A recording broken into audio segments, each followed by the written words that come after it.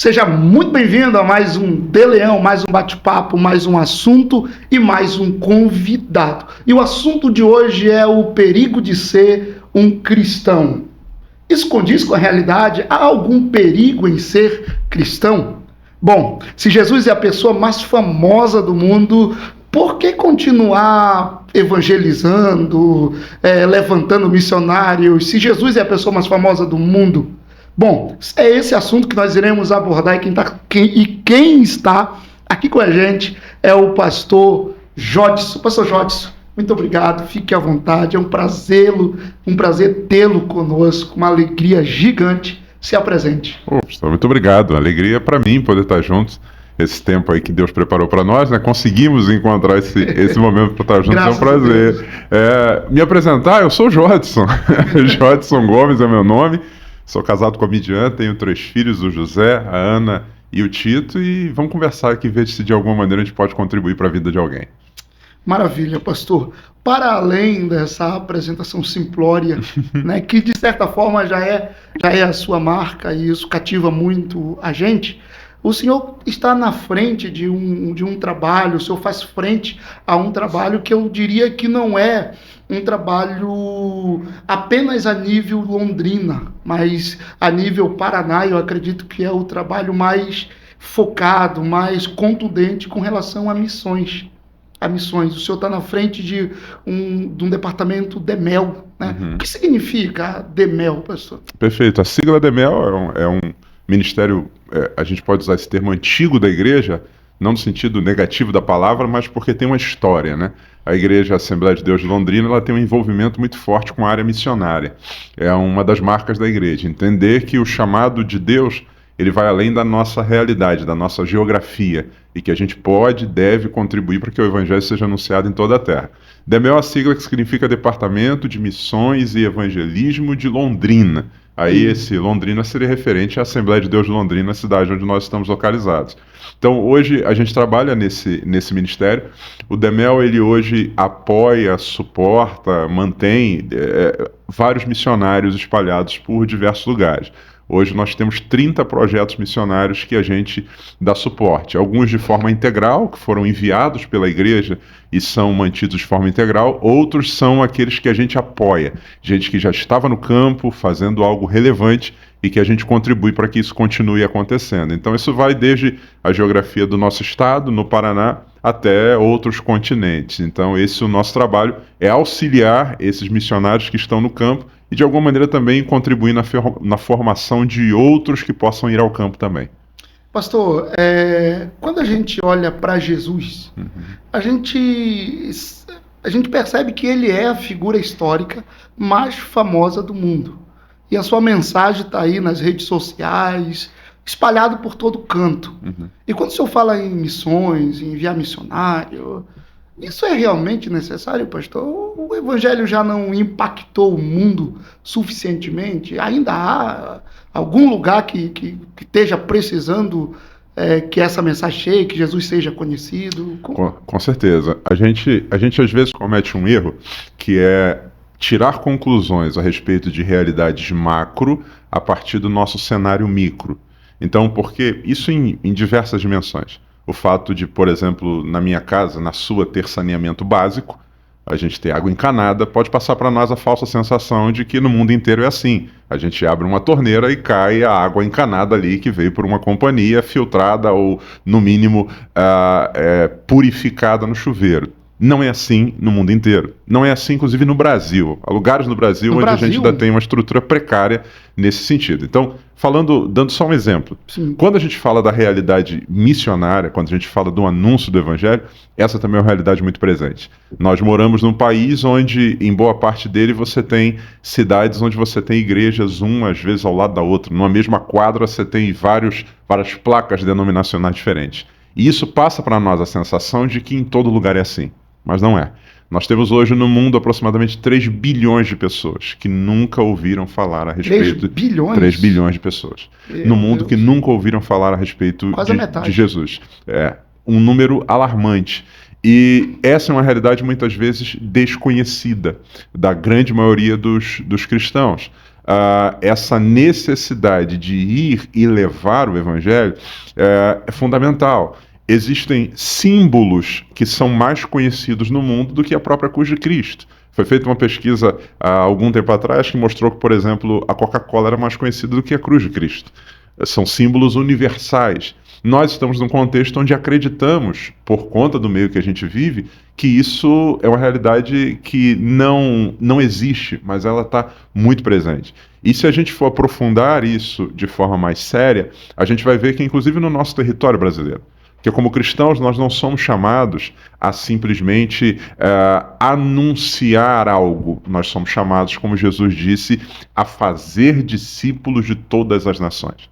É muito mais do que simplesmente falar do nome de Jesus, e obviamente ele tem muito poder. Mas Jesus disse que a gente deveria ir por todo mundo ensinando as pessoas a guardarem os mandamentos do Senhor.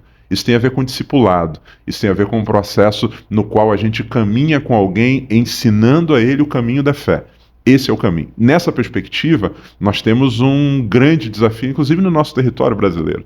Nós temos lugares no nosso país onde o acesso é muito difícil, ou onde você tem uma visão a respeito de Cristo, que ela é uma visão extremamente embaçada, onde você tem ali uma raiz cultural e religiosa, mas que com o tempo foi desfocando totalmente a Jesus Cristo. Nós viemos um grupo há 2 anos atrás para fazer missão numa região do Nordeste brasileiro, e uma dos jovens que estavam lá evangelizando chegou numa casa e perguntou para a pessoa: você já conhece Jesus? E a resposta foi: não, ele nunca passou por aqui, não.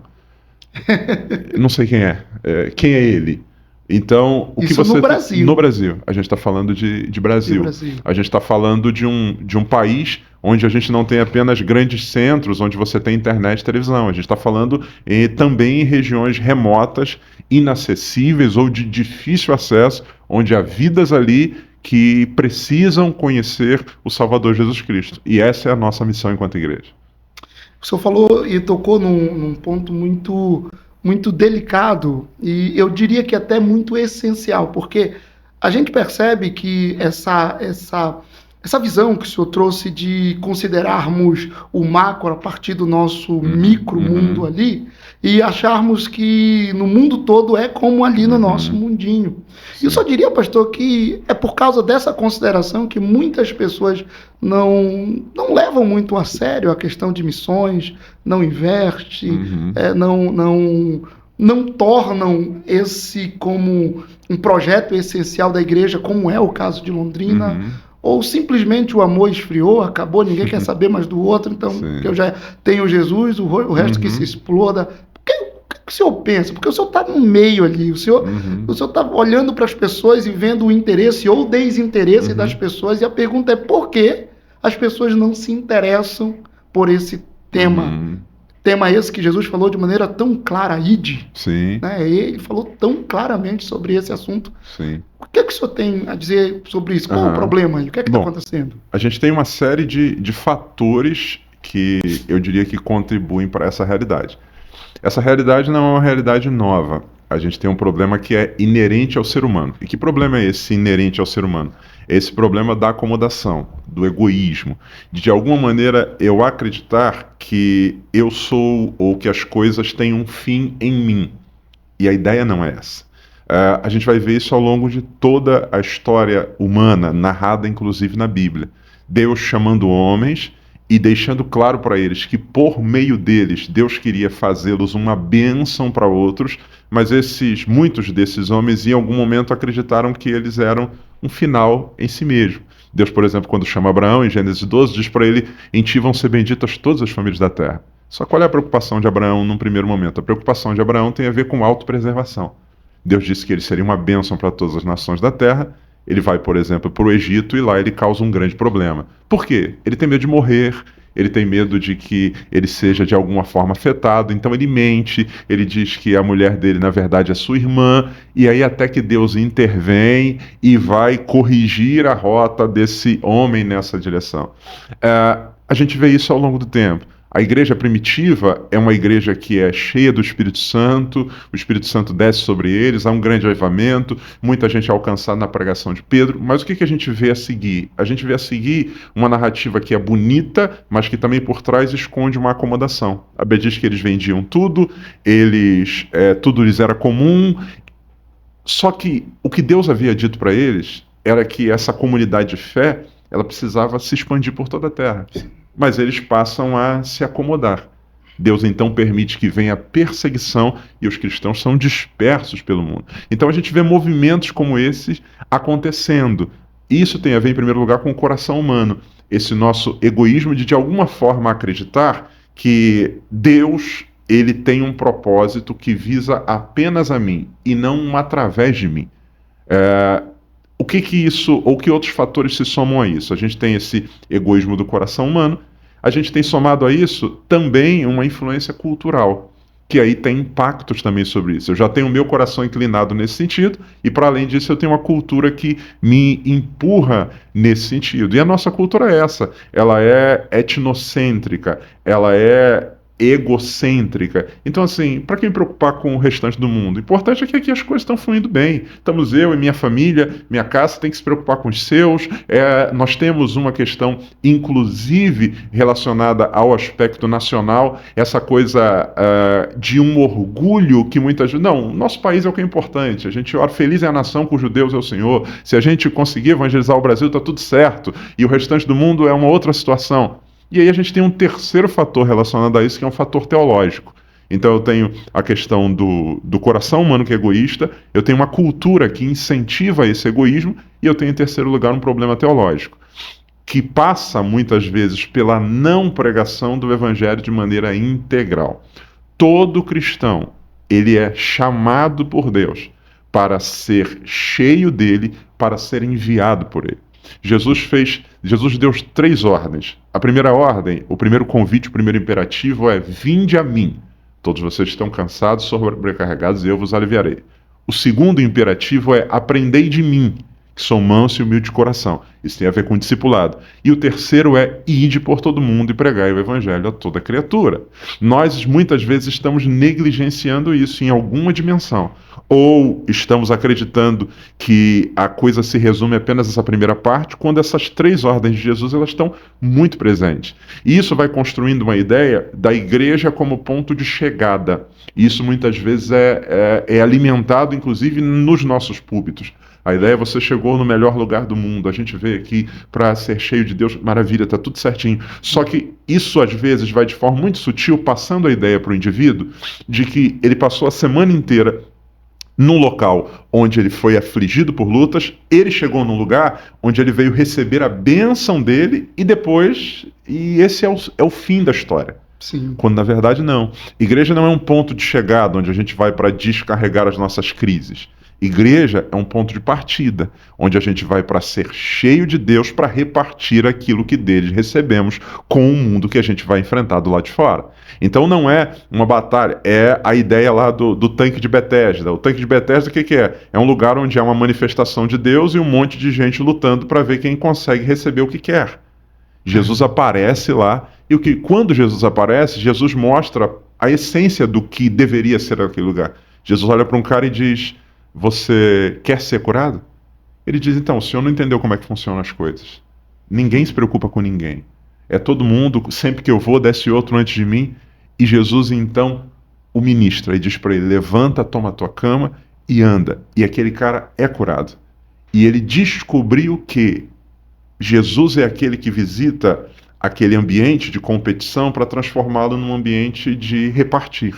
O Senhor entrou ali para abençoá-lo. Então, esse problema teológico também está muito presente no nosso contexto. E aí tem várias afetações que contribuem para isso. A própria teologia da prosperidade, a ideia de que eu estou buscando um Deus para resolver minha vida e todo o resto é desnecessário, dentre outros fatores nesse sentido, que a gente precisa limpar o nosso olhar e voltar-se para a palavra de Deus. Volto a dizer, o Cristo que disse: vinde a mim, foi o mesmo que disse: aprendei de mim, e o mesmo que disse: ide por todo mundo e pregar o evangelho. Ou seja, esse vinde a mim ele termina com o id, ele termina com o enviar, com uma missão. Só diria então, pastor, que quem vive um cristianismo saudável passa por todos esses aspectos, e a parte do id tem que estar envolvida no coração daquele que é verdadeiramente alguém que vive um cristianismo saudável. Porque se eu sou cristão e eu não me envolvo com esse aspecto, alguma coisa está faltando. Sim, porque assim, tem um detalhe que é fundamental. Nós, às vezes, confundimos ordem com sugestão. Jesus não disse, olha, se der, se vocês acharem que vale a pena, dependendo da circunstância. A ordem foi, vão por todo mundo, preguem o evangelho a toda criatura. Se tiver bom para vocês, né? É uma ordem. Então tem uma missionária que fez um trabalho muito relevante num determinado lugar do mundo, e um dia alguém perguntou para ela a seguinte coisa, Sofia Miller, perguntaram para ela assim, conta para nós como é que foi o seu chamado, sua experiência, como é que Deus falou com você, que você tinha que abandonar tudo e ir para missões. Ela disse, eu não tive o chamado, eu li uma ordem e obedeci. Então, eu li que Cristo chama a gente para levar a mensagem dele. Eu entendi, eu li uma ordem e obedeci. E fui. E Deus, de fato, abençoou e usou. Então, esse movimento, ele é fundamental. Faz parte do DNA de um verdadeiro filho de Deus anunciar a sua mensagem de salvação a todos que o Senhor permite que estejam no nosso caminho. Pastor, obviamente, para se fazer missão, a gente precisa fazer um mapeamento do lugar, fazer um levantamento, para então entender que naquele lugar precisa de um missionário. Penso que seja assim. E o Demel, ele envia missionário pelo Brasil. O senhor citou o Brasil e alguns lugares do Brasil onde há uma necessidade muito grande de pessoas com o coração ardendo pelo evangelho e com disposição. E no levantamento que já foi feito, quais são os lugares do Brasil onde há essa carência maior do evangelho? Perfeito. No Brasil nós temos uma realidade que ela pode ser dividida em pelo menos duas formas ou duas perspectivas. Quando a gente fala em lugar, o lugar mais carente no que diz respeito à evangelização hoje é o sertão nordestino. Nós temos números no sertão nordestino que apontam para indicadores de uma não presença cristã muito parecida com países muito distantes, inclusive. E isso se dá por diversos fatores, dentre eles a dificuldade de acesso, dentre eles a própria estrutura que muitas vezes ela é tão confortável e não incentiva tanto as pessoas para irem até lá, dentre outros fatores nesse sentido. Então, se a gente for falar exclusivamente de lugar, a gente elencaria o sertão nordestino como sendo o maior ou um dos grandes ou maior desafio no que diz respeito à demografia. A gente tem também a região do norte do Brasil, onde você tem as tribos indígenas ali localizadas, que aí você tem a dificuldade de acesso, o acesso se dá por via marítima, entre outros. Então, eu elencaria colocaria do ponto de vista geográfico, nós estamos falando da Amazônia como um todo, da região amazônica e do sertão nordestino. Porém, existe uma outra perspectiva, que aí isso envolve o Brasil como um todo. Na missiologia, a gente fala de um desafio que são os grupos minoritários dentro do Brasil. São grupos dentro da nossa sociedade onde nós temos um percentual muito pequeno de cristãos, de pessoas que foram alcançadas pelo Evangelho. A gente está falando, por exemplo, do público surdo. Os surdos hoje, nós temos uma população surda muito grande no Brasil e crescente no Brasil. E dentre esse grupo, um percentual muito pequeno de pessoas que conhecem e confessam a Jesus Cristo.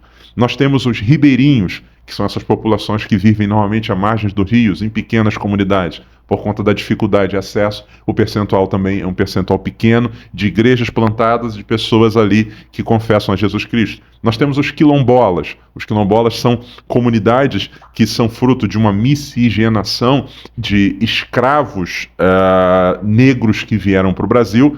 E os quilombolas são comunidades que apresentam um número muito pequeno de evangélicos, por conta da dificuldade também de acesso e outros fatores também culturais. Nós temos os sertanejos, que aí tem a ver com o que eu já disse, a questão do sertão nordestino. Nós temos também, dentro desse grupo, nós temos, para além dos surdos, dos sertanejos, nós temos também os ciganos. O povo cigano é um povo que tem uma quantidade de alcance muito pequena. Estima-se que hoje no Brasil a gente tenha um número muito grande de ciganos. E o fato de muitos deles serem migrantes ainda dificulta isso também ainda mais. Nós temos, para além dos ciganos, nós também temos a realidade dos mais ricos entre os mais ricos, que é uma faceta da nossa sociedade que muitas vezes a gente não se percebe.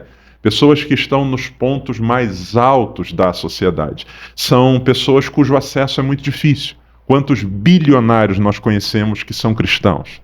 Quantos que confessam a Jesus Cristo? Que tipo de estratégia tem sido utilizada para alcançar essas pessoas? Pessoas que vivem em condomínios luxuosos, extremamente fechados, gente que sai do condomínio de helicóptero, entra dentro de um carro blindado, depois no iate. Como alcançar essas pessoas? Esse grupo é um grupo também minoritário. Assim como os mais ricos entre os mais ricos, nós também temos os mais pobres entre os mais pobres. Populações que são invisíveis e estão presentes dentro da nossa própria cidade. Andarilhos, moradores de rua, gente que vive muito abaixo não apenas da linha da miséria, mas da linha da nossa própria visão. Gente que muitas vezes vive e às vezes morre como indigente, e que nós sequer nos atentamos para a realidade de quem eles são e de que precisam ser alcançados. Então, eu estou citando aqui alguns grupos minoritários. A gente pode falar de geografia no Brasil. Se a gente for falar de geografia, a gente está falando da região norte e também da região nordeste do Brasil, onde você tem ali, do ponto de vista geográfico, um desafio. Mas se a gente for falar enquanto grupos minoritários no Brasil inteiro, nós temos em quase todos os estados boa parte desses grupos, que muitas vezes nós não nos atentamos para a necessidade ainda de alcançá-los. Meu Deus, pastor, o desafio é bem grande, então, né? Meu Deus, e para alcançar esses públicos, precisa de gente. Sim. Precisa de pessoas para dizer, eis-me aqui. Né? E que eu acredito que não é muito fácil encontrar esse... Ou é bem fácil encontrar essa turma aí? Não, Jesus disse que a gente deveria... Jesus disse que a seara é grande e poucos são os ceifeiros. Ele já alertou a respeito disso. E aí ele nos deu duas missões. A primeira delas é orar ao Senhor da Seara para que envie trabalhadores para a sua obra. É muito mais do que uma empolgação. A gente não está procurando vendedores de um produto. A gente não está procurando representantes comerciais para falar de uma marca chamada Jesus Cristo. O reino de Deus, ele se move a partir de gente que foi cheia do seu Espírito e testemunha da verdade do Senhor. E existe um outro ponto que é importante no que diz respeito à igreja, que é a conscientização. Sim. Muita gente ainda não foi despertada para essa realidade porque sequer tem noção dela. Algumas das coisas que eu estou dizendo aqui, alguém que me ouve talvez nunca tinha atentado para isso. Sim. Pô, peraí, os ricos entre os mais ricos? Sim, porque a alma do meu vizinho... Até eu não tinha me atentado ainda. A alma do meu vizinho, ela é tão importante para Deus quanto a do Elon Musk. Não existe diferença. O fato dele ser mais rico não significa que ele precise mais ou menos de Jesus. Precisamos de maneira igual. Assim como aquele homem, um andarilho, eu não citei aqui nesse grupo minoritário, o último grupo que são os indígenas. A gente tem tribos indígenas hoje, onde você tem dificuldade de acesso e uma presença muito pequena, em muitas delas nem sequer o evangelho chegou ainda, são desafios. Então você perguntou se pessoas são necessárias, obviamente. E como fazer isso? O primeiro passo é conscientização.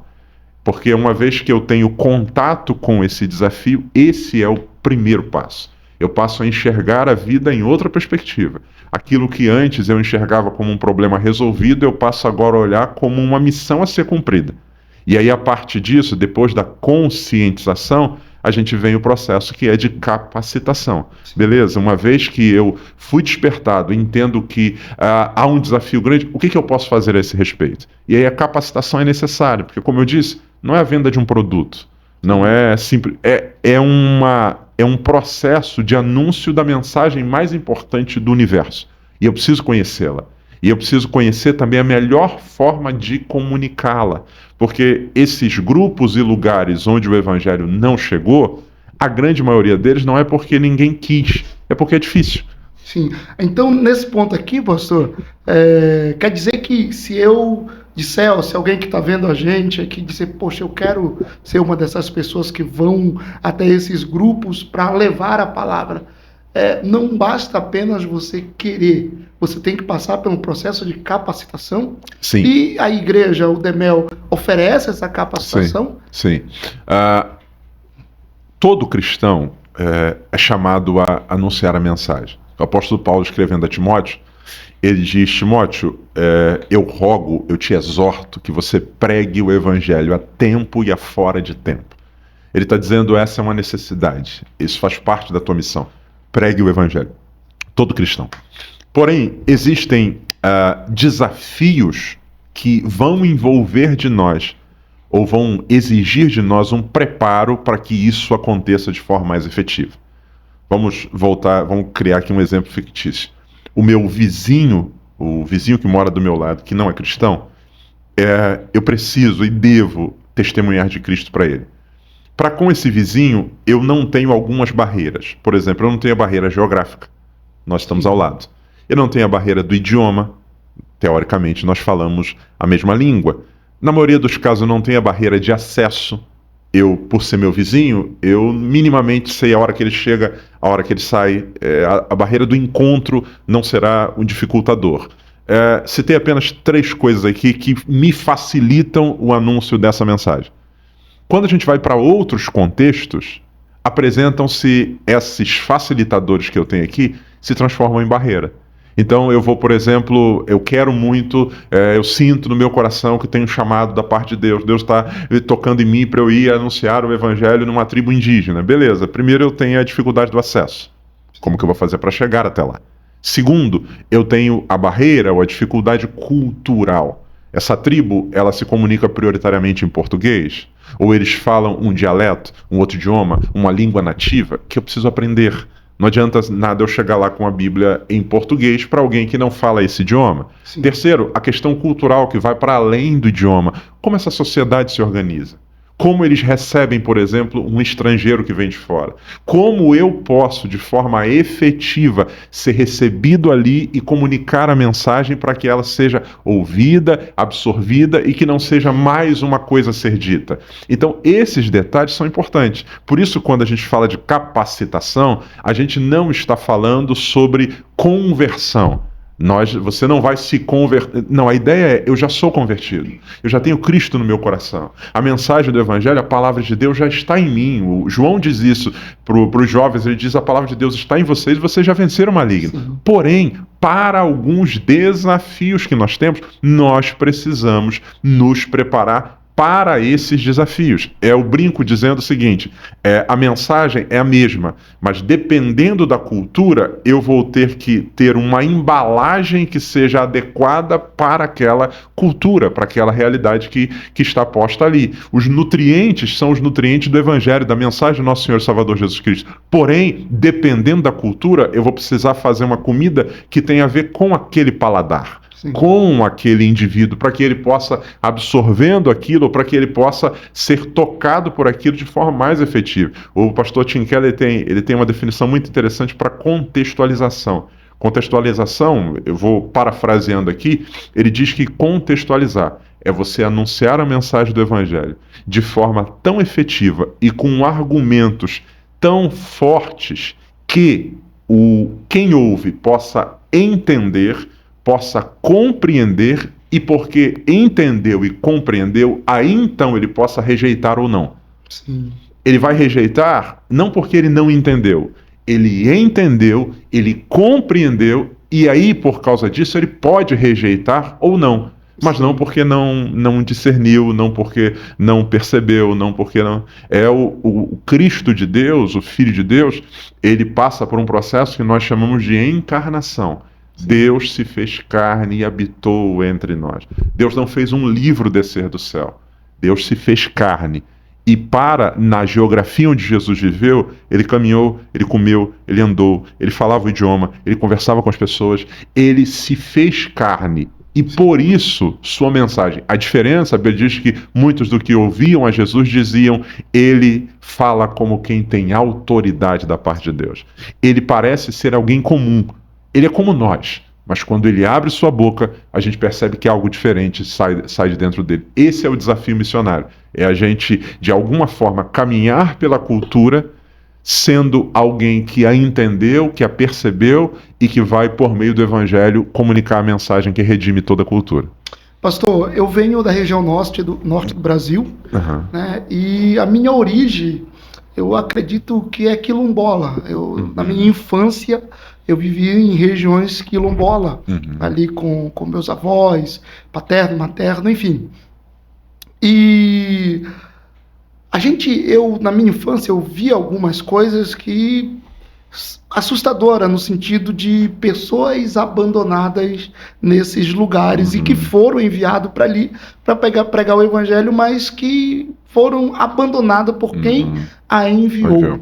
Porque se você está pregando o evangelho por fé, então você vai viver pela fé lá. Aí a família ia, não sabia muito se virar naquele contexto, né, para conseguir o pão de cada dia e ainda pregar o evangelho, então ele sofreu demais. Sofreu demais, ao ponto de a minha família, as pessoas ali terem que ajudar com alguma coisinha ou outra, porque são muito unidos, as pessoas dessas realidades são muito unidas. Comunidade mesmo. Dessas comunidades. Então ajudava com alguma coisa ou outra para aquela família que foi enviada para lá sobreviver. Isso é uma coisa que fez parte da minha infância, da minha realidade enquanto criança, adolescente. E a minha pergunta para o senhor, porque vocês enviam missionários, mas e aí? Vocês enviam missionário e abandonam? Deixa eles lá comendo o pão que o outro amassou? Ou vocês têm um cuidado com essas famílias? Como é que acontece isso? Sim, existe uma concepção a respeito da missão que com o tempo vem se modificando no sentido positivo. Tá? Hoje, a igreja, e eu estou falando enquanto igreja de maneira genérica, ela desfruta de uma condição no Brasil de tamanho interessante, uma boa parte, de condição financeira. Eu não estou dizendo que as igrejas sejam ricas, mas comparado ao que foi no passado, hoje há melhores condições. Terceiro, nós temos condições ambientais que favorecem. Hoje nós temos internet, hoje nós temos uma facilidade de uma malha aérea que permite que de avião você se desloque com certa facilidade. São elementos que estão presentes no nosso tempo e que têm sido vistos pela realidade missionária como coisas a serem consideradas. Em que sentido? A igreja, ela tem a missão de conscientizar, eu disse, ela tem a missão de preparar e ela tem a missão de enviar. E o envio, ele não é apenas um ato. O envio, ele é um processo. O envio envolve preparar esse alguém, dando-lhe ferramentas que ele vai utilizar na cultura onde ele vai ser requerido ali, vai cumprir sua missão, mas também envolve uma dimensão de cuidado. E esse cuidado, durante muito tempo, foi visto apenas como um cuidado financeiro. Então existem igrejas que fielmente contribuíram financeiramente e mantiveram seus missionários no campo. Só que hoje se entende que é preciso algo muito além disso. Por quê? Para além do cuidado financeiro, que é extremamente importante, aquele ser humano que está lá tem uma família, tem suas necessidades básicas, enfim, está ali doando o seu tempo de forma integral para isso. Esse alguém que está ali, além de ser um missionário, ou para além de um missionário, ele é um ser humano. Sim. E como ser humano ele precisa de cuidado financeiro, mas ele também precisa de cuidado emocional. Ele também precisa de cuidado pastoral. Ele também precisa de cuidado para com a sua família. Ele também precisa de suporte psicológico. Porque em algumas realidades, ele é o único diferente naquele ambiente. Ele é alguém ali numa cultura muitas vezes extremamente fechada, em alguns pontos hostil, anunciando a mensagem do evangelho e sem ter nenhum suporte. Uma coisa é se a gente está num ambiente onde a gente tem igrejas, onde a gente tem outros irmãos, onde a gente tem outros cristãos. Outra coisa é se imagine estar num lugar onde isso é absolutamente não presente. Nós temos relatos de missionários que estão em lugares onde no país inteiro o Natal, por exemplo, é uma data que inexiste. Então, uma data que é celebrada na nossa cultura por todo mundo ali, só ele e a sua família. Então, quando a gente fala do envio, a gente está falando não apenas de um ato. Vamos apresentar aqui no culto os nossos missionários, vamos orar por eles, eles estão indo lá para o outro lado do mundo e todo mundo aplaude, glorifica, fica muito feliz, dá um tapinha nas costas. Corajoso. Porém, os processos vêm. o dia a dia se estabelece, a rotina se estabelece. E nesse processo há o desafio do cuidado. Então a igreja precisa, o apóstolo Paulo vai dizer isso em diversas circunstâncias. Ele, por exemplo, vai falar a Bíblia fala, por exemplo, em Atos sobre a igreja de Antioquia. A igreja de Antioquia é uma igreja que é uma base enviadora de missionários. Só que a igreja de Antioquia, que é uma base enviadora de missionários, também é uma base de cuidado missionário. Eles enviavam, eles mantinham, e tem mais um aspecto, eles também recebiam esses missionários quando eles voltavam. Porque há também esse há também esse momento em que o missionário volta do campo, por N fatores. Ele ficou doente, ele teve uma realidade desafiadora na família, ele chegou a um nível de idade ou de saúde onde ele não consegue mais produzir aquilo que deveria, e a igreja precisa entender que o seu papel envolve esse envio como um todo. Esse alguém que gastou 10, 15, 20 anos da sua vida no campo servindo a Deus, volta agora para a sua cidade de origem, para a sua igreja de origem, e a gente não pode simplesmente dizer obrigado, Deus abençoe. Vocês ainda cuidam depois que retornam? É necessário.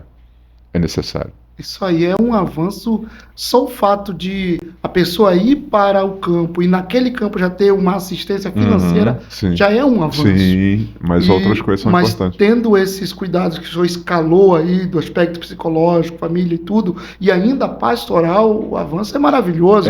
Eu lembro de uma família, pastor, na Vila Colatina, onde eu passei parte da minha infância, que eles chegaram lá para fazer missões na região norte do país, e não tinham casa para morar. O carro simplesmente deixou eles lá. Então ficaram lá num puxadinho de casa lá, e depois foram conseguir algum lugar para morar, mas eles não tinham o que comer, não tinham nada. E detalhe, 4 crianças. Minha família deu suporte para essa família de missionário. Mas, obviamente, também nós tínhamos uma realidade bastante difícil. Daquilo que tínhamos, dividíamos, mas não era o bastante para todo mundo. Resultado final dessa história, separaram. A família foi destruída. Uma das filhas virou a cabeça de um jeito muito degradante. E a família foi destruída literalmente. Eles foram para fazer missões, sem nenhum suporte. E a família, inclusive, nós chamavam de pastorzinho. Se eles estiverem vendo, vão até saber que é deles que eu estou falando. Pastorzinho. Foi destruída a família. E eles foram para fazer missões. E agora, quando o senhor me diz que se alguém que sentiu o chamado e passou por todo esse processo de preparo e tudo, e foi para o campo e ainda passou por toda essa assistência, e quando retorna ainda permanece com uma assistência, eu acho que a igreja de Londrina no Brasil, até onde eu sei, é a única que faz isso. Aquilo que a gente procura fazer, nós encaramos com muita naturalidade, porque entendemos que esse seja o caminho, não deveria ser uma exceção. Penso que isso deveria ser uma regra. É claro que existem circunstâncias a serem consideradas nesse aspecto. O missionário, quando ele se dispõe a ir ao campo, ele automaticamente está fazendo renúncias. E a igreja precisa entender de que forma ela pode contribuir para que ele tenha uma estadia sadia no campo e também auxiliá-lo, porque o tempo ele vai passar. Então, no nosso caso, os missionários que são enviados pela igreja, nós fazemos para eles a contribuição previdenciária. Por quê?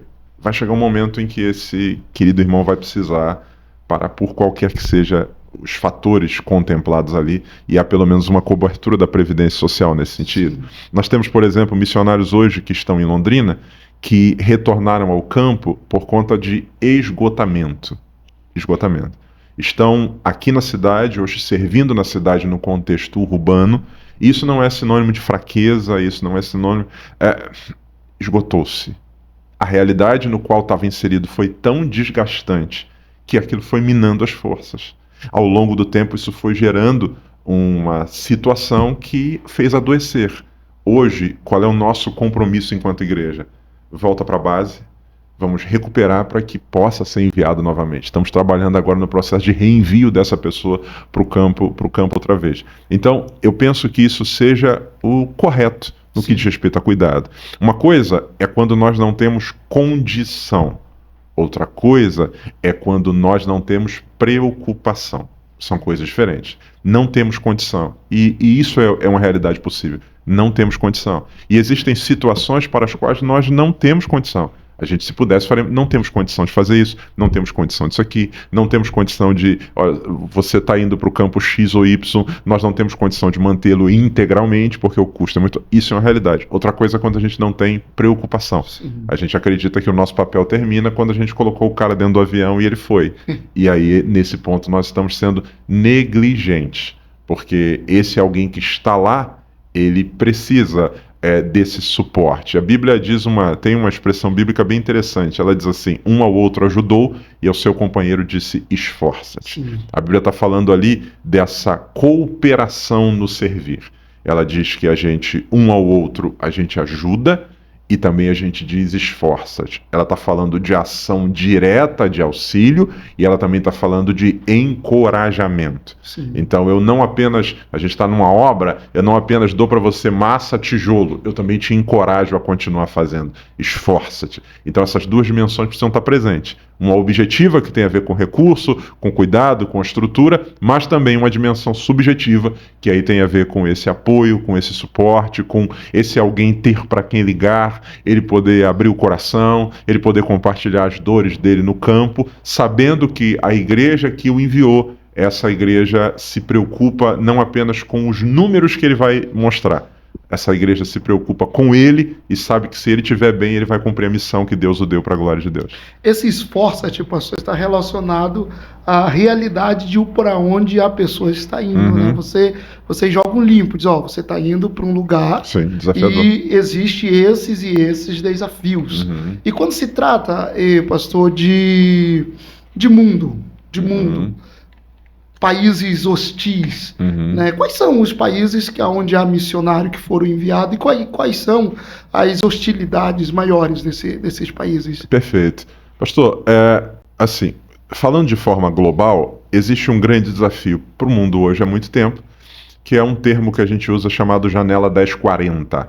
No mapa, a gente tem ali a marcação dos graus. A janela 1040 é uma porção do planeta que envolve ali o norte da África, a Ásia, que é onde estão os países com menos alcançados.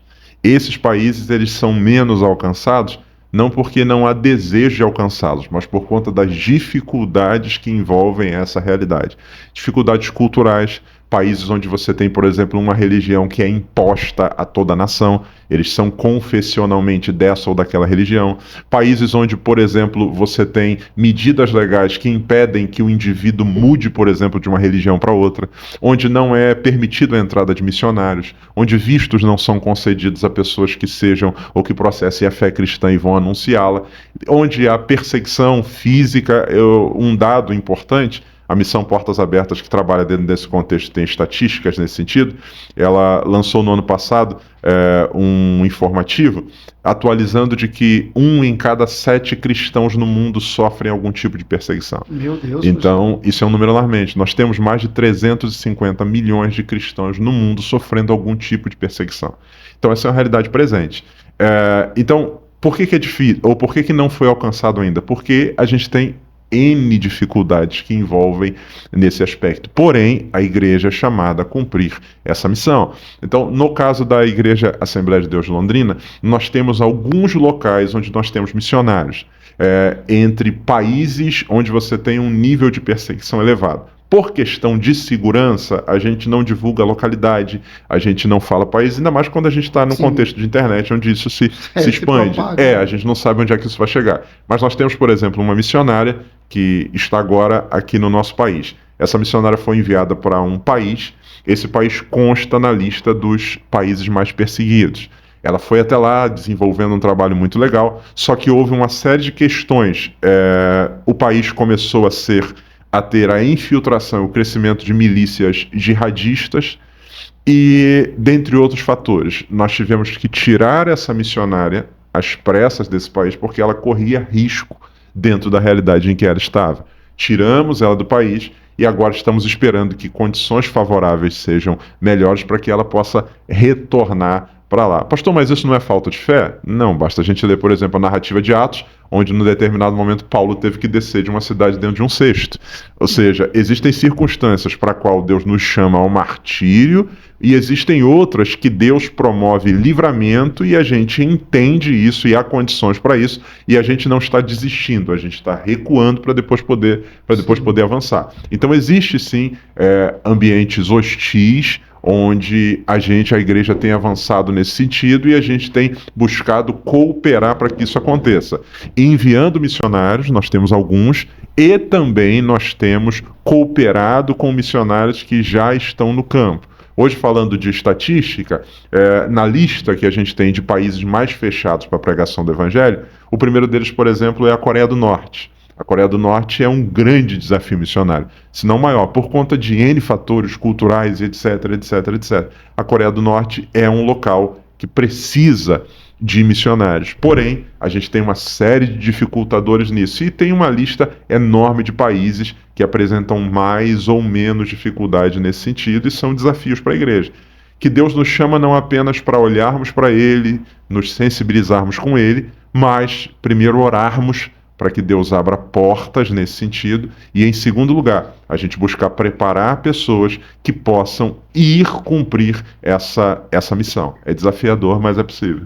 E pastor Jodson, então, dentro do tema que a gente elencou aqui logo no começo, então, ser um missionário, ser um cristão nesses países é absolutamente perigoso. O senhor trouxe um dado aqui de 1 em cada 7 cristãos estão sendo perseguidos, isso a nível de mundo. Inclusive, recentemente, houve inclusive, Donald Trump se posicionou em relação a isso, com relação à Nigéria. Sim. Né? Cristãos sendo mortos ali. O senhor sabe alguma coisa do que aconteceu lá e por que essa perseguição tem estado tão desenfreada? Na Nigéria tem alguns outros fatores, mas o principal é um grupo chamado Boko Haram. Esse grupo extremista, ele tem causado muito pânico naquela localidade. O objetivo deles é gerar uma demonstração de força e também, de alguma forma, caminhar ou forçar para que haja uma mudança governamental /religiosa. E aqui tem um ponto importante nesse sentido. É que alguns países, ou em alguns países, existe essa imposição religiosa. Não existe essa abertura para professar uma outra fé. A ideia é: nós queremos ser um governo, nós queremos ser uma república, ou qualquer que seja a denominação, de cunho religioso. Logo, todo aquele que professar outra fé vai ser coagido, vai ser perseguido, vai ser expulso ou, em algumas questões, vai ser morto. Essa é a realidade que existe em alguns países. Isso às vezes acontece de cima para baixo, numa estrutura governamental. É o que aconteceu, por exemplo, agora no Afeganistão. O Afeganistão se transformou num governo islâmico. Então, no Afeganistão, você tem o grupo que tomou o poder, implantou a lei islâmica como única lei vigente no país. Isso é uma realidade. E existem outros locais, embora onde não haja constitucionalmente uma imposição de uma religião, você tem grupos dentro desses países que fazem ou que tentam de toda forma fazer com que isso seja colocado. Então não necessariamente é o governo do país que está perseguindo, mas às vezes grupos instalados dentro do país que vão tentando se impor por meio da força a qualquer custo, e os cristãos são uma população vulnerável nesse sentido. São uma população pacífica, são uma população ordeira, são uma população que busca a paz e que vão ser alvos nesse sentido para tentar, de várias formas, ou uma imposição religiosa ou simplesmente para desestabilizar o governo daquela nação. Então, é impressionante que isso vem acontecendo historicamente, né? Sim. Historicamente, sempre que uma religião se agiganta em um determinado país, os cristãos são os primeiros a serem perseguidos, Sim. mortos. Por um motivo apenas, pastor. O cristianismo, ele enquanto essência, se ele está ligado a Cristo, ele é vou usar esse termo, ele é uma religião exclusiva e ele é uma religião que tem uma figura única de reverência. E esses são dois pontos extremamente importantes, que foram que fizeram com que ao longo da história os cristãos fossem tão perseguidos. Por que no Império Romano os cristãos eram perseguidos, lançados na arena, etc.? Porque, primeiro, o cristianismo é uma religião única. Não há um cristão, ele entende que sua fé é exclusiva. Não terás outros deuses diante de mim, é um mandamento. Logo, se eu sou de Cristo, eu não posso ser de outro. E segundo, tem uma reverência exclusiva a uma única figura. Somente Deus é digno de adoração. Então, o imperador que se dizia ser Deus, encontra nos cristãos pessoas que diziam, não, existe um Deus acima do Senhor. E importa, como a Bíblia diz, agradar a Deus e não aos homens. Então, isso é o que causa toda essa tensão, entende? Há várias outras filosofias religiosas que caminham numa via que não é essa. Então eu posso, a minha religião aqui, eu acredito que existe esse caminho, mas que também esse caminho aqui tá bom, e eu posso fazer parte disso aqui. O cristão, nós somos o povo do caminho, nós somos o povo da verdade, e nós somos o povo do livro, e nós somos o povo do único Deus. Então para nós só existe um caminho, e a gente não negocia isso. Só existe uma verdade e a gente não negocia isso. Só existe um único livro que aponta quem Deus é, e é a palavra de Deus. E só existe um Senhor e Salvador a quem a gente pode, como Jesus mesmo disse, só ao teu Deus adorarás e só a Ele prestarás culto. Isso faz com que aconteça toda essa tensão, porque isso para nós não é um detalhe.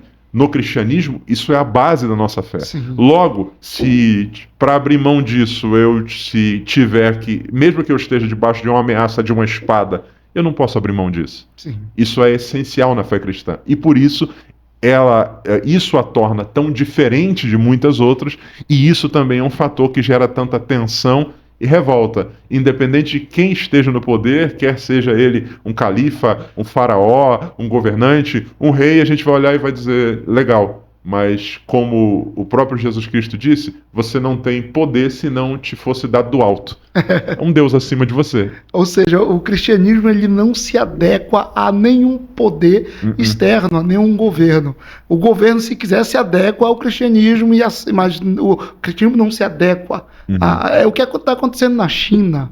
Na China, sim, a perseguição ela aumentou de uma maneira muito absurda, né? Cresceu muito, e eu estava vendo sobre, e o Xi Jinping, né, que é o ditador, o governador, para você ter uma igreja aberta ali, você precisa pregar o evangelho que o Xi Jinping, que eles impõem. Você tem que falar isso e isso daqui, se você quiser manter a sua igreja aberta. Mas óbvio, quem tem esse conhecimento mais aprofundado é o senhor.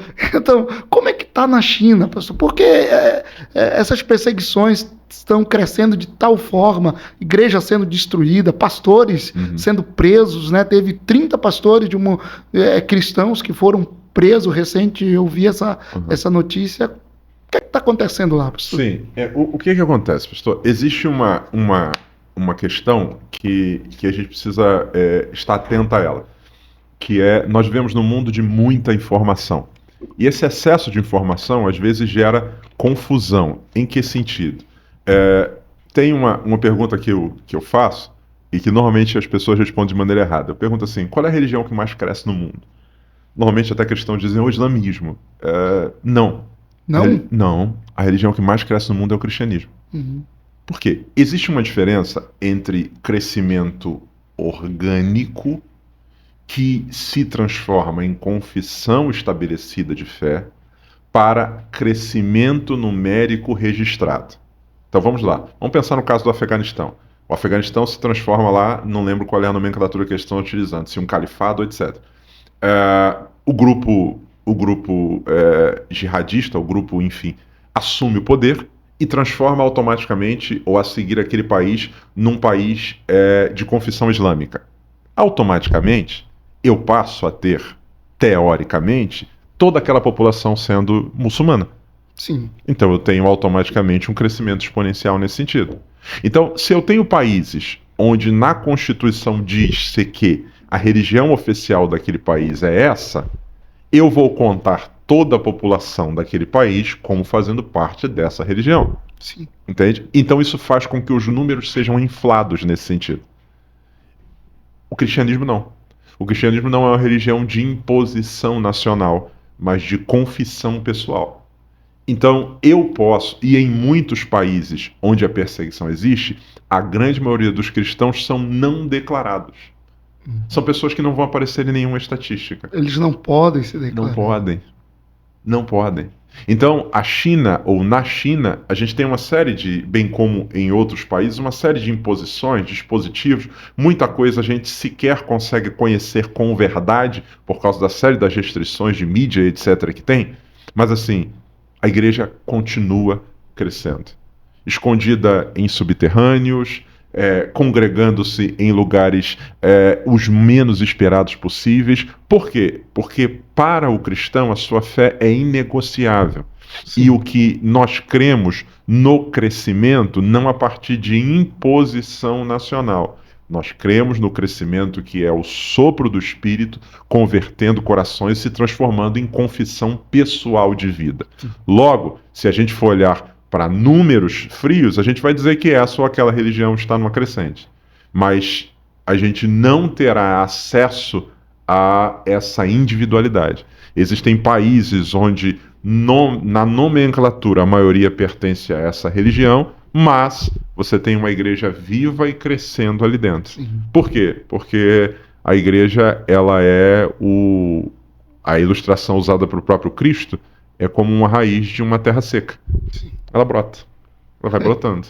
Ela vai brotando. E a gente não vai ter acesso a isso. A Bíblia diz que naquele dia estarão diante do Cordeiro multidões de toda raça, povo, tribo, língua e nação. Gente que a gente sequer imaginou que estava lá, que para nós foi registrado, mas o Senhor conhece os que são seus. Então, a gente precisa tomar cuidado, muitas vezes, com as informações, elas chegam até nós, mas a gente não terá acesso a todas as informações. A gente não tem. Por N fatores distintos que fazem parte dessa dificuldade do nosso tempo. Então, existem países onde a perseguição ela é muito ferrenha, ela é muito real, mas não significa que a igreja não está ali. Ela continua crescendo. Eu tenho assim uma fala, por exemplo, na Coreia do Norte, né, que é onde é muito fechado. Eles é muito fechado para o evangelho. Peraí, por que fechado para o evangelho? Porque o evangelho já está lá. Uhum.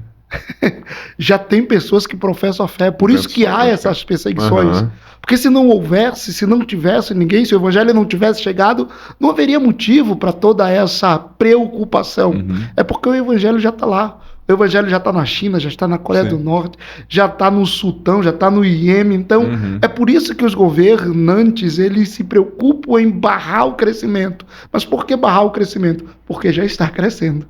Né, pastor? Mas, pastor Jodson, e como aconteceu, obviamente isso aqui é já uma vírgula para um próximo podcast, mas o senhor caiu nesse mundo, nesse aspecto de missiologia, de missões, envio, cuidado com missionários.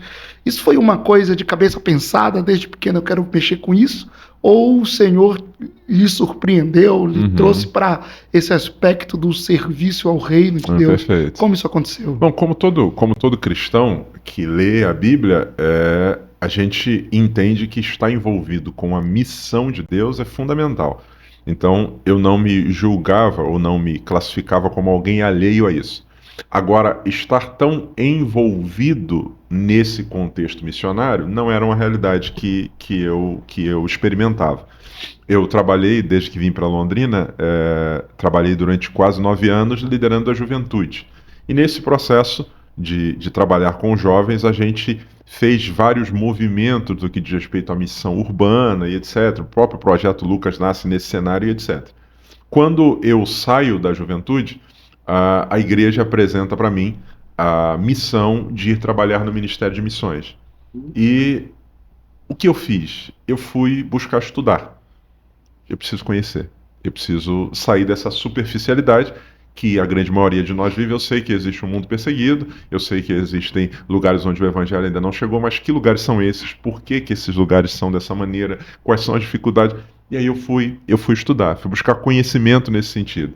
E fomos estudar, fazer cursos que os missionários fazem, se inteirar nesse sentido, se relacionar com pessoas que estão labutando nessa área há mais tempo que a gente, e aí um mundo novo vai se abrindo para a gente nesse aspecto. Você vai enxergando, primeiro, que o reino de Deus ele é muito maior do que a geografia que você vive, e segundo, há desafios para a expansão disso muito maiores, e terceiro, que existe possibilidade da gente cooperar para que esse desafio seja minimizado. Então, a minha jornada foi essa, de buscar conhecer, e aí quando eu falei do envio, eu falei que começa com conscientização, buscar conhecer para a partir desse conhecimento poder ver de que maneira eu poderia de fato ser útil e trabalhar para não apenas fazer uma manutenção do que vinha sendo feito, mas entendendo para esse tempo como que a gente pode trabalhar melhor no contexto missionário. Então passa por essa via de buscar conhecer, que eu penso que é uma coisa extremamente importante em qualquer que seja a área que a gente vá atuar, mas nessa área que a gente está falando do missionário, que engloba o mundo inteiro, a gente está falando de múltiplas realidades. Eu conheço hoje uma parcela ínfima daquilo que precisaria ser conhecido, continuo buscando conhecer, porque o desafio é enorme, a gente está falando do mundo inteiro, Jesus disse que a gente tem que pregar o evangelho a toda a criatura, então como a gente pode cooperar para que essa missão seja cumprida, e aí precisa conhecer. Como o senhor mesmo disse, né, 3 bilhões de pessoas, né, ainda não conhecem a Cristo, tanto no Brasil quanto fora dele, então tem muito trabalho pela frente, né, pastor? Muito. E com relação a projetos, o senhor mesmo disse que quando eu vim para esse cenário, eu não vim apenas para manter aquilo com a ideia de manter o que vinha sendo feito, mas contribuir para que houvesse um avanço. Sim. Né? E se falamos de avanço, e a gente está no começo de um novo ano, tem projetos relacionados a esse avanço? Assim, nós temos projetos, alguns deles que já estão andando e que a cada ano eles vão sendo, a gente vai tentando aprimorá-los, né? Hoje nós temos no nosso contexto da igreja local aqui, da Assembleia de Deus de Londrina, nós temos o curso de missões, que é um curso que a gente conseguiu, junto com vários apoios, tornar realidade, que é um curso de introdução à missiologia. Então a ideia é que qualquer pessoa que tenha o desejo de conhecer um pouco mais a respeito dessa realidade possa ser capacitada nesse sentido. Então a gente fala que é o primeiro passo, a gente usa um termo que é a trilha do vocacionado, ou seja, um caminho daquele que Deus está chamando até ele ir para o campo. A gente tem um caminho aqui a ser feito. Sim. E o primeiro passo é o curso de missões, que é um curso introdutório à missiologia. Ele acontece no primeiro semestre. O segundo curso que nós temos é o curso do Perspectivas. O movimento Perspectivas é um movimento de despertamento, de conscientização da igreja a nível mundial, e eles têm um curso excelente. Na cidade de Londrina, nós somos o único lugar onde esse curso acontece. Então, em Londrina, isso acontece na Assembleia de Deus. Acontece no segundo semestre. E, paralelo a isso, existem outras ações. Então, a gente falou, por exemplo, dos surdos. Nós começamos semana passada mais uma turma do curso de Libras. Temos a turma do curso básico e também a turma do curso avançado, que é para pessoas que queiram ser despertadas, aprender a língua brasileira de sinais para se comunicar com os surdos. Temos outros projetos que são projetos de curto prazo, que são projetos para pessoas que foram se capacitando, e nesse processo de ser capacitado, você começa a buscar entender onde Deus me quer. E aí um caminho que a gente tem são os projetos de curto prazo, ou seja, no meu coração eu tenho esse desejo de ir para o campo e me lançar, e beleza, vamos fazer uma experiência aqui, vamos para um campo de curto prazo. Então agora no mês de janeiro a gente teve 17 pessoas que foram enviadas para um projeto missionário no sertão nordestino. Passaram 26 dias lá. Um projeto muito interessante. Passaram lá. Agora, no meio do ano, a gente tem um grupo que está sendo enviado, por exemplo, para o Equador, para passar um período lá também de um projeto de curto prazo. A turma do curso de missões, a última disciplina que eles fazem, essa disciplina também é uma disciplina onde eles têm uma prática, vão ao Paraguai para exercitar lá. Então, são movimentos que a gente busca fazer nesse sentido, e essas pessoas que vão sendo conscientizadas no curso ou nos cursos, à medida que o chamado delas vai ficando mais nítido, a gente vai provendo outros processos de preparação para que elas possam, no tempo de Deus, serem enviadas. Então, eu diria que o caminho esse ano não é necessariamente fazer nada novo, é ampliar aquilo que já está sendo feito para que a gente possa ter mais gente preparada para poder ser enviada. Temos pessoas que estão na fase final de preparação para serem enviadas ao campo, em breve isso vai acontecer, e temos outros que estão começando agora, então a nossa missão é facilitar esse processo da pessoa entender sua vocação e criar condições para que ela possa ir cumpri-la. Maravilha, pastor. E dá para ver dentro de toda essa fala aí que a gente está arranhando a superfície, tanto do que é missão e tanto do que temos para aprender e para transmitir para outros. Só que, infelizmente, nós temos um relógio que não é o nosso amigo. A hora foi embora demais e tanto o senhor quanto eu, nós temos os nossos compromissos. Afinal, para quem não sabe, esse podcast está sendo gravado num domingo à tarde. Domingo à tarde. E daqui a pouquinho é Santa Ceia, porque é o segundo domingo do mês. Exato. Entre cultos, já teve culto de manhã e agora à noite. É verdade, entre culto, a obra não para, né, pastor? E eu quero agradecer demais. Amém. Agradecer demais a sua disponibilidade. Como o senhor mesmo falou, as responsabilidades são muitas e logo a gente percebe que o dia a dia ele é muito intenso. Sim. É muito intenso. E você abrir um espaço na sua agenda para vir compartilhar com a gente e com todos aqueles que estão acompanhando esse podcast é de uma preciosidade muito grande. Eu agradeço a Deus pela sua vida. Você que está nos vendo aqui, está maravilhado com tudo isso, se enganje na missão de Deus, que é levar o Evangelho do Reino. Faz o seguinte, se você, ao ter visto aqui esse podcast, considera que é importante que mais pessoas conheçam acerca desse assunto, se inscreve no canal, compartilha com alguém, deixa um like, isso faz o YouTube entender que essa mensagem, o que foi dito aqui é relevante, então o YouTube entrega para mais pessoas, coloca um comentário, o seu comentário vai nortear as pessoas que nós estaremos trazendo aqui para conversar nos mais variados assuntos com uma primícia apenas. A primícia é o Evangelho do Reino, a Palavra de Deus, aquilo que edifica, e como o pastor presidente, né, pastor Elias sempre diz, aquilo que Deus aprova. Aquilo que Deus aprova. E, pastor Jodson, deixe uma palavra final, um convite final, e antes dessa palavra final, desse convite final, se alguém que está vendo a gente agora é de Londrina, é de uma cidade próxima de Londrina, tem condições de vir para Londrina para o período do curso, aqui que acontece todos os anos, né, no primeiro semestre. E para esse tempo, 2026, ainda é possível se inscrever? Ainda? Sim, a gente está na reta final, já tivemos a primeira aula, mas ainda é possível. Basta entrar em contato com a gente. O WhatsApp do Ministério de Missões é 43 98813 1878. Mandando uma mensagem para nós, a gente envia todas as informações necessários. Também tem as redes sociais, Demel Missão AD Londrina no Instagram, tem lá as informações, você consegue se comunicar conosco. Com relação à mensagem que eu deixaria, ou deixarei para todos aqui agora, eu quero lembrar o texto que eu citei aqui em outro momento. O apóstolo Paulo escrevendo a Timóteo, ele diz que para Timóteo eu rogo em nome de Jesus Cristo, que há de julgar aos vivos e aos mortos no seu reino, que pregues o Evangelho, a tempo e fora de tempo. Existem 3 coisas na Bíblia que são atemporais. A Bíblia fala que há um tempo determinado para todas as coisas, mas tem 3 coisas que são atemporais. Primeiro, oração. A Bíblia diz orai sem cessar. Oração, não existe um tempo melhor para a gente orar sem cessar. Segundo, santificação. A Bíblia diz que em todo o tempo sejam alvos as tuas vestes e nunca falte óleo sobre a tua cabeça. Oração é atemporal. Santificação é temporal e a pregação é atemporal. Paulo disse a tempo e fora de tempo. Que a gente entenda e viva isso no nosso dia a dia, em nome de Jesus. Amém. Pastor, muito obrigado. Amém. Que Deus siga lhe abençoando, que sua casa, sua família, Amém. os projetos postos na sua mão, que venham crescer cada vez mais e alcançar mais pessoas para a glória de Deus. Amém. Que assim seja. Muito obrigado. Deus abençoe.